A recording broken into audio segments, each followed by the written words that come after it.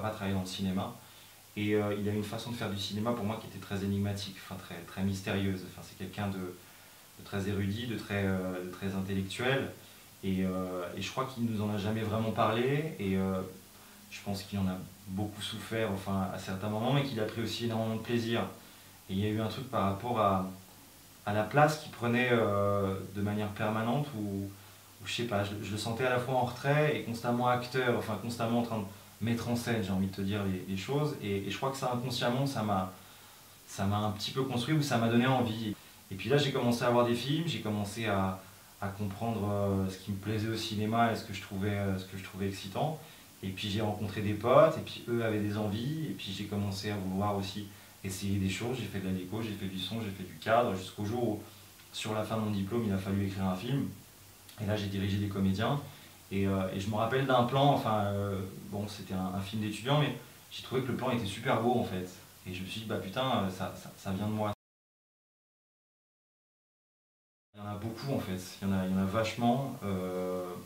Pour celui-ci, les réalisateurs qui étaient un peu les influences. Moi, il y a un film qui m'avait beaucoup marqué, qui est un film américain qui s'appelle Kin, de Lodge Kerrigan. Enfin, moi, j'adorais cette façon de filmer qui était très en mouvement, très à l'épaule, mais hyper maîtrisée. Il y a forcément les frères Dardenne que je trouve absolument géniaux dans cette capacité à te raconter une histoire de manière très très simple et avoir une mise en scène qui paraît tellement naturelle et tellement facile.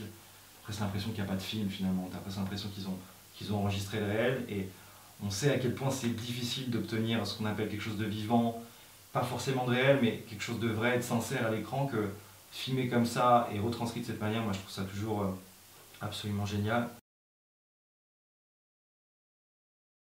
Il a eu des petites projections, il a commencé à avoir un début de carrière, enfin un début de vie assez lent. Alors, on est invité à Bruxelles là, pour défendre le film dès demain, donc fin du mois d'avril, au Festival international de Bruxelles, en espérant derrière que ça ouvre des portes. Il est déjà passé sur Arte, et ça c'était hyper important parce que tu t'aperçois aussi que finalement la télé, des fois ça a du bon, et notamment dans le nombre de personnes qui peuvent le voir au même moment.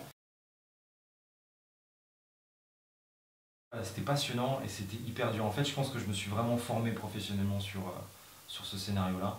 En France, il y a un autre truc, c'est qu'il y a des concours de scénario, et ces concours de scénario, mine de rien, ils te donnent des dates et des impulsions qui sont hyper importantes.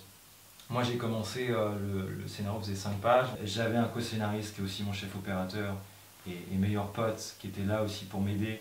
Et on l'a bossé à deux, enfin, on a eu une impulsion comme ça de réécriture ou d'aller-retour entre lui et moi qui a été hyper importante pour pas s'essouffler.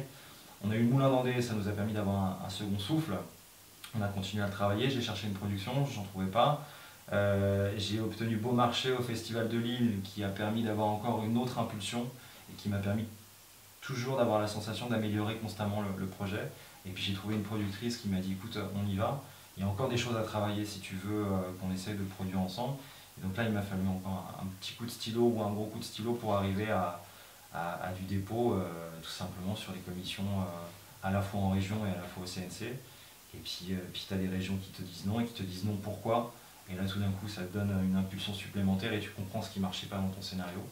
Et puis tu arrives à une forme de maturité sur le texte qui te permet de savoir précisément où tu vas, quelle est l'identité de ton film. Et à un moment donné où on peut plus refuser ton projet. En fait, j'ai rencontré Sophie Leclerc qui travaille donc chez Offshore. Il faut trouver la personne avec qui tu as envie de commencer un truc assez compliqué. Il y a une relation qui se fait sur l'écriture et sur l'ambition que le projet peut avoir. Donc à ce moment-là, enfin, si tu es raccord avec ton producteur, ça te permet d'être à la fois dans une direction commune sur la réécriture et sur l'idée de la fabrication du film futur. Donc tu arrives au bout d'une écriture, tu déposes en commission. Le talent du producteur, c'est aussi de défendre et de choisir les meilleures commissions pour tenter d'avoir les financements. Et puis ça marche. Il y a eu le CNC, la contribution financière. Il y a eu la Bretagne et le Finistère. Et puis après, on a été voir Arte qui a dit banco. Bah ça c'est hyper compliqué en fait et je crois que ça a été c'est le moment où tu peux pas te louper. Autant le découpage c'est un endroit où tu trouves, enfin tu essaies de te trouver génial et de trouver des trucs et astuces, autant pour moi le casting c'est là que tu fais le film en fait. Après il y a de la chance ou il n'y a pas de chance. Moi, je sais que j'ai vachement galéré pour trouver une comédienne. J'ai pas fait passer de casting.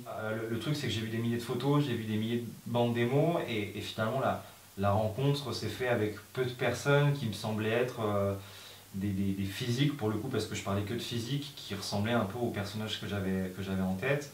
Et puis après, on s'est retrouvés autour d'un café, on discutait un petit peu du scénario, de la façon aussi dont on voulait travailler, des attentes d'une comédienne, de mes attentes à moi. Et puis on voyait comment ça marchait, mais il y a plein de comédiennes avec qui j'aurais eu envie de le faire, et vachement envie de le faire, et puis tout d'un coup, il y a une raison qui fait que c'est pas elle en fait. Et puis un jour tu rencontres une comédienne, et là tu te dis bon bah écoute, ok on va le faire. Le luxe pour un réalisateur, c'est d'avoir du temps, et notamment du temps de répète. Et ton producteur, il dit toujours, enfin t'inquiète, tu vas avoir une semaine de répétition.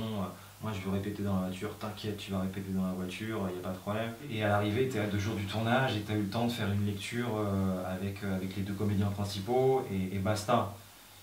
Et là, tu te dis, bon, à quelle sauce on va être mangé, ou comment on va réussir à créer une relation entre une mère et sa fille alors qu'elles se sont vues 2 ou 3 fois et que tu n'as pas eu le temps de travailler cette relation. Et il y a un truc, pour le coup, je pense que tous les réalisateurs diront la même chose, réalisateurs et réalisatrices, tu as du pot ou tu n'as pas du pot.